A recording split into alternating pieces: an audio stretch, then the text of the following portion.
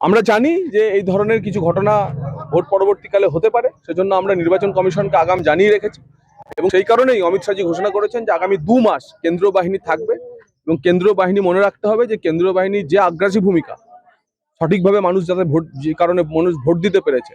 আপনারা ভোটের সময় দেখেছেন, ভোটের পরবর্তী 2 মাসও কিন্তু ফল প্রকাশের পর সে যে দলই ক্ষমতায় আসুক কেন্দ্রীয় বাহিনী থাকছে।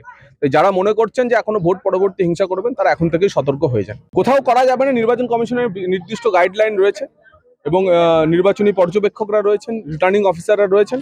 তারা শেষ মুহূর্তে যেন এই ধরনের কোনো কাজে কোনো খামতি না রাখে, নির্বাচন কমিশনের নির্দেশ যেন যথাযথ পালন করেন সেটাই দেখা।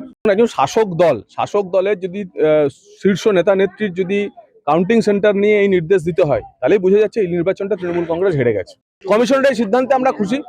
গত 15 বছরে ফলতার মানুষ ভোট দিতে পারেনি, পঞ্চায়েত ভোটেও ভোট দিতে পারেনি এবং যখন ওই অজয় পাল শর্মা যখন ফলতাতে এসেছিলেন এবং তাই নিয়ে অজয় পাল শর্মার বিরুদ্ধে বিশেষ পুলিশ পর্যবেক্ষক তার বিরুদ্ধে কত রকমের কিছু বলা হলো, আজকে প্রমাণিত হচ্ছে নির্বাচন কমিশন যখন দেখছেন যে সেখানকার প্রায় 23% বুথে ঠিকমতো ভোটই হয় এত ব্যবস্থার পর। তার ফলে নজিরবিহীনভাবে পুরো একটি বিধানসভা কেন্দ্রে নতুন করে ভোট ঘোষণা করেছে। সেই ভোট হবে ভারতীয় জনতা পার্টি সরকার ক্ষমতায় আসার পর, সেই ভোট হবে এবং তখন আমরা দেখবো ফলতার মানুষ আবার নির্ভয়ে ভোট দেবে এবং যে 22% বুথে ভোট হয়নি সেখানেও সম্পূর্ণভাবে মানুষ নিজের ভোট নিজে দেবে এবং যা মানুষ সিদ্ধান্ত নেবে তাই হবে।